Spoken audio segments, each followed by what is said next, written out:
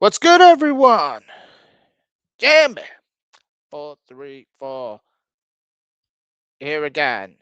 Uh, it's been a long day. I have just uploaded Raw review.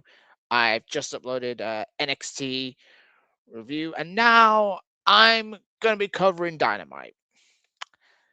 Now, before I get into this show, I'm gonna be now known as Mr. Positive. Because on my Collision review, I did unfortunately suffer and watch Collision because I hate Collision. Collision is the worst wrestling show on television, except Ring of Honor and SmackDown. And if you've not seen Raw, I shit on Monday Night Raw. Now, all the sickos out there, I had a sicko commented on my Collision review saying I'm just a hater and I should not bother with a YouTube career. Listen here, dickhead. Um, I have a right to have my opinion on wrestling. I shit on Raw because I thought Raw was garbage. I'm now known as Mr. Positive when it comes to AEW. So if Tony Schiavone went to Tony Khan's office and took a dump in his mouth, I would say fantastic. That's the best segment I've ever seen. If Excalibur went into the ring and jerked off in front of, say, a luchador match. Positive. It's amazing. It's the best thing ever. And let me say, I enjoyed Dynamite this week. I did actually like Dynamite this week. It was better than last week, but that's not fucking difficult, isn't it?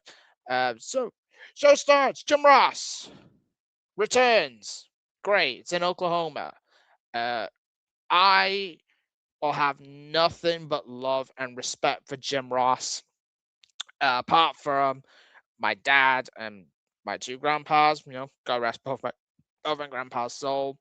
Jim Ross is the voice of my childhood. You guys, some of you probably grown with Michael Cole. I grew up with Jim Ross. Jim Ross will forever be the voice of my childhood, and it's great to see him back. And hopefully, we see more of JR this year. Hopefully. Show starts. Jet Speed. Been attacked backstage and is out of the six-man tag tonight. Uh, the Demand, Ricochet, and the Gates of Trash. Doesn't want to call it a bounty, but Don Callis comes up with Mark Davis, who is effectively does not do anything. He's literally just there. And Jake Doyle. Now, to the losers out there that now getting a jerk off over, this is Jake something from TNA. I've seen a bit of Jake something. I've seen him in Maple Leaf Pro. I've seen him wrestle in TNA. This guy's good. I think he's a good acquisition for AEW. But he's now a member of the Don Callis family. Why? Are they seriously trying to go with the Don Callis family against all of AEW, and you're gonna have a special premium show that's gonna be like like WCW versus the NWO? I have no idea what the fuck they're doing. Show starts. John Moxley against Shelton Benjamin. This is a non-title match. MVP on commentary. I liked this match. I thought because Shelton Benjamin for me is a fucking beast. John Moxley, are the Death Riders turning babyface, or are the Death Riders staying heel and Moxley's gonna turn face? Oh, we don't know. I fucking no idea what's going on. Benjamin takes him down with a much with the star exchange of forearms. Has Moxley belly into the corner. Mox gets the boots up, and a clothesline sends him outside. Benjamin hits his own clothesline over the barricade, and they start fighting in the crowd. Now, someone explain to me with this Continental Classic, uh, is this like no holds barred? I'll wait. Someone please fucking tell me. I forgot what I fucking was now. I got all my notes that I've got on here. They go back to ringside. Mark's in trouble, including the German suplex. Second time is carried into a ram into the stairs. as Moxley takes over on the arm back inside. Turn from break. Shelton running the ropes for a butterfly superplex. They forearm it until Mox goes to the eye, and the bulldog choke is blocked. Can I please stop doing that fucking finisher? Just does not suit John Moxley. Just keep him with a paradigm shift, for Christ's sake. Big clothesline drops Benjamin. Mox needs a breather as well. Benjamin snaps off some German suplexes until Moxley gets in the cutter. Moxley hammers away into the corner until something like I think it was like an STF cuts him off. I thought this was pretty neat. Benjamin sent to the outside from Mox as they head back inside. Mox charges him to pay dirt for a 2 count. Mox blocks a kick and grabs the paradigm shift for another 2 count. There's so many near falls in this match as in AEW. Come on. You can't have so many near falls. Come on, Tony. You're better than this. But positive. I'm being positive now. Have a minute left as Mox gets the bulldog choke. That's broken up. Benjamin hits a running knee, followed by a triangle choke. Mox is in trouble. And then stacks Benjamin for a 1-2-3 with a roll up. A bit of a frustrating way for Shelton to lose, but Shelton has proven that he is a motherfucking badass. So, Shelton Benjamin is just a fucking demon. Now, this was 6 seconds before this match was going to be a draw. I would have protected Shelton so we can have another great match between John Moxley and Shelton Benjamin. I thought this match was very good. So, sickos, I'm positive. Next stage, Darby Allin is backstage looking for Pac, and then we go have a package of Hiroshi Tanahashi losing to Kazuchika Okada in Tanahashi's retirement match. TSK is dropping a review on that, so when they get the review up, I will put it in the comment section below. And we get Kenny Omega, who is returning next week at Maximum Carnage, and he's looking for a championship match against MJF.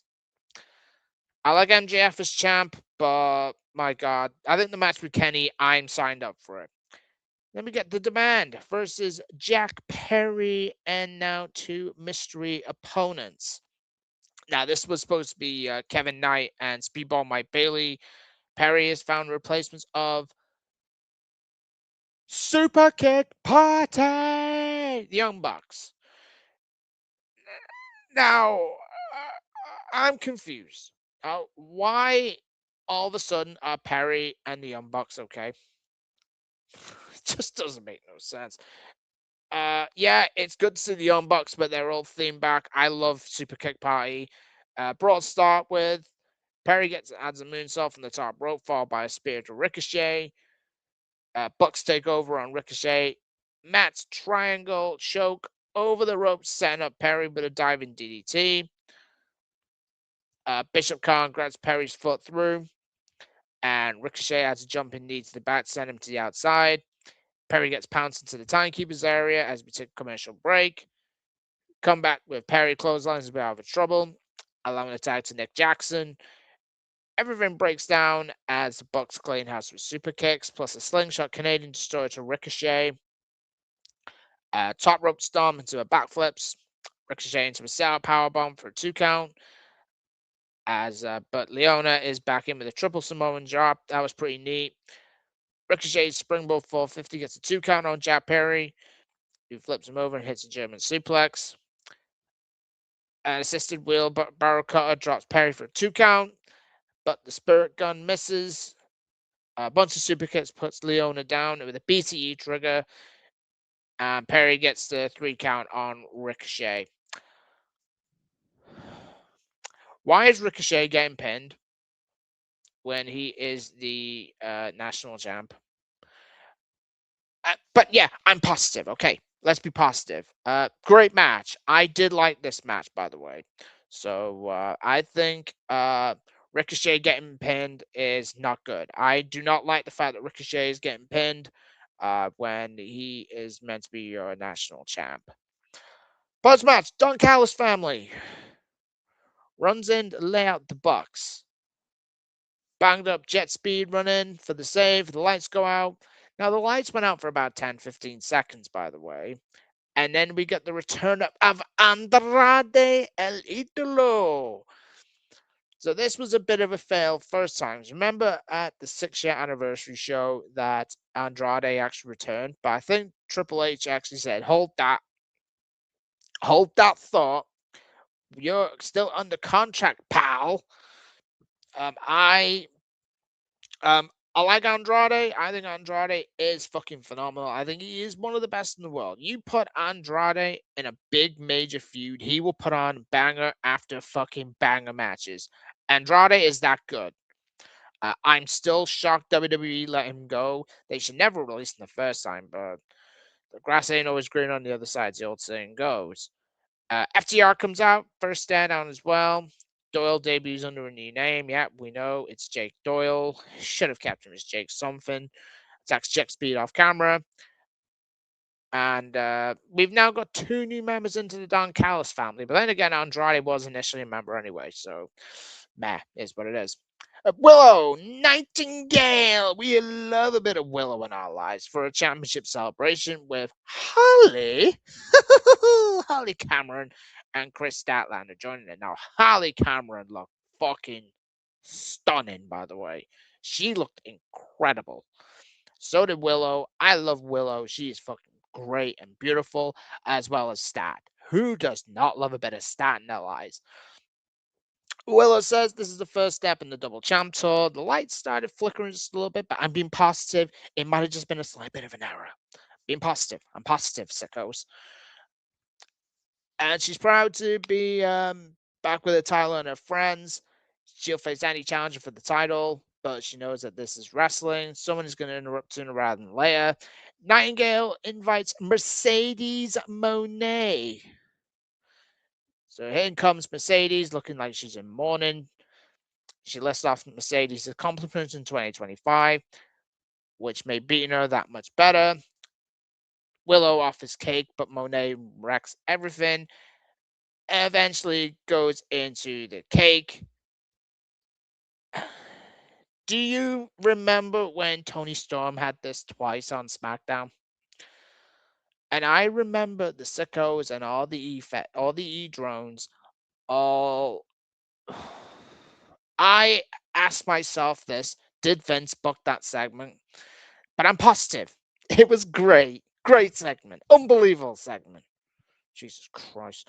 Mark Briscoe. So he's been sitting on the sidelines too long. He's ready to face Hechicero. His crystal ball is telling him that the title isn't going anywhere, just like Willow Nightingale's titles. Yeah, Willow needs to have the belt for a while. Keep the belt on Willow, then put it on Tekla. Easy. Then put the women's tag titles on Julia Hart and Sky Blue. There you go.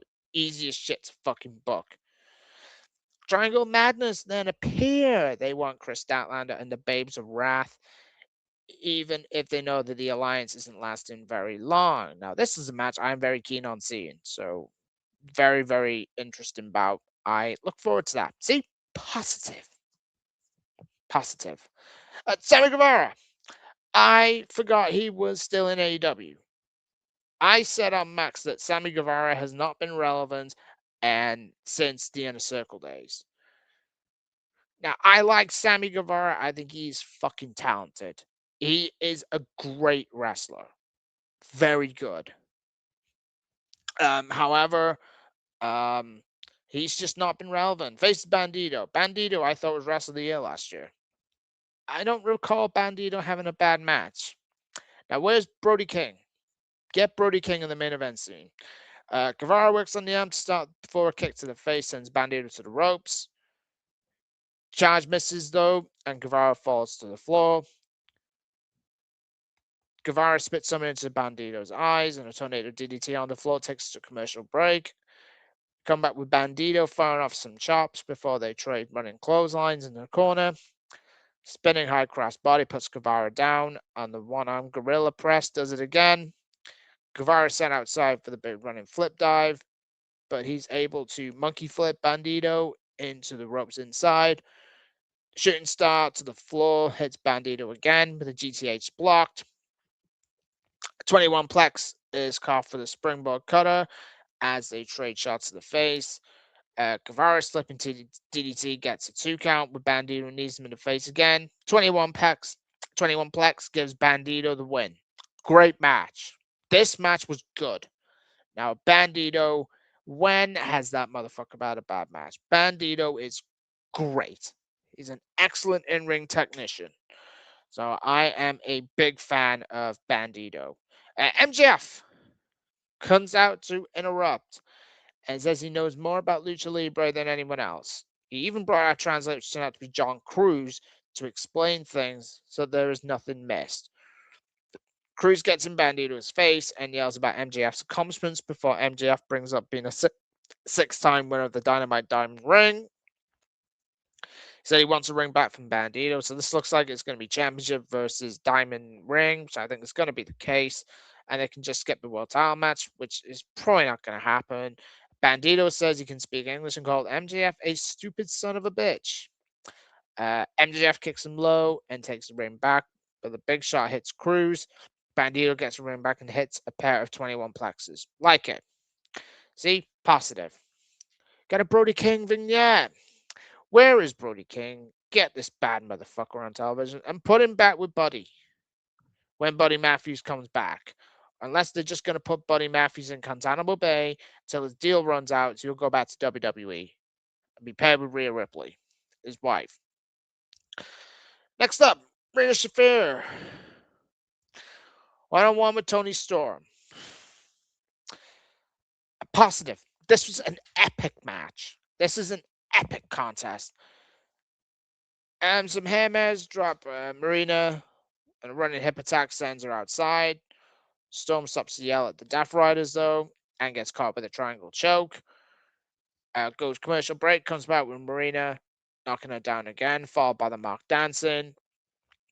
Forearm to the back keeps Toni in trouble, and another dance sets a forearm to the face. Toni kicks her down and loads up a hip attack into the corner, only to get kicked down again. A headbutt staggers Shafir again, and Toni grabs a small package until the Death Riders pull out for a DQ. Great match. Epic. 5 stars. 5-star match. You're booking Toni Storm against Marina Shafir. No comments. Post-match, Toni gets laid out again with Mina. We all love a bit of Mina in our lives. And gets dropped as well. Orange Cassidy and Roderick Strong come in for the save, with Cassidy grabbing both women. Now, does Juice approve? That's my question. Does Big Juice approve, Mr. Cassidy? My concern is that are they going to put Roderick Strong in the Death Riders? Please, God, no. Do not put Roddy in Death Riders. I think Roddy is probably just counting on when his deal's up. Go back to WWE. Take Adam Cole and take Kyle O'Reilly with you. And then bring back Bobby Fish. But no, I'm being positive. Parker's already beaten Darby. Darby comes in, and Darby then sprays him with a fire extinguisher and teases breaking Park's ankle. So Park and Darby are going to have a rematch. Most likely to be next week. I don't know. I haven't seen the card next week for Dynamite. But anyway, Swerve and Hangman Adam Page against the Ops in a lights-out tag match. I enjoyed this main event. This main event was excellent. I did really like this main event. Ops take over really with Hobbs grabbing a chair. Big Shot misses and Swerve gets a kick from the apron, leaving Hook alone. Page moonsaults off the top onto Hobbs, and Swerve definitely drives Hook onto the apron. Lights came up so we can actually see what happened with Page grabbing the chain, but again taken down by Hobbs. Hook catches Swerve with a suplex off the apron, and we take a commercial break. 2 minutes into the overrun. Positive. We come back with Page getting suplex through a table in a corner for 2. Hook wedged the chair into the corner. Hobbs goes into it. Of course, that's what Hobbs does. Powerhouse jobs, I tend to call him. And it's time to staple Hook's torso. I thought this was amazing. A short powerbomb drops Hook again. Swerve staples his way out of Hobbs' suplex. It's time to bust out the cinder blocks, which takes so long. Hobbs is back from some chair shots. Prince Nana saves saves Swerve from a concerto. Swerve tries a guillotine. How fucking juiced up is Swerve? I can never hate Swerve. I'm proud of Swerve Strickland because WWE saw nothing in him, and that annoyed me because Swerve is fucking excellent. Swerve got told, I ain't giving you the ball. You run with it. Swerve has run with that motherfucker. And I'm proud of Swerve. Absolutely love Swerve Strickland. Hangman Page's title reigns, they've not been very, very good, if I'm honest with you. Put the belt back on Swerve, or if not, Osprey. That's going to be in London this year. Reversing towards Stronger Slam onto the blocks. Kitty Hop's Dojo to jump Page. Good guys tied together. Nana throws coffee into Hobbs' eyes. Don't waste coffee. Prince Nana. Page and Swerve flip out the chain. Hobbs hits Hook by mistake. Buckshot Lariat is caught for the spine buster. Swerve gives Hobbs a house call. Swerve stomp onto the floor. Drops Dojo and another stomp into the Deadeye. Drops Hobbs onto the blocks. That leaves Hook to get dropped with a headbutt, followed by a rolling elbow with a chain. There's a house call. JR actually did say, now get it over with, will you? I laughed at that. That was funny. Into a buckshot lariat, into a choke, and there's a tap out, and the babyfaces win the main event. As I've said, I did like Dynamite this week. Dynamite was a very good watch. I liked the main event, and I did like Moxley and Shelton Benjamin. I give Dynamite a 7 out of 10 this week.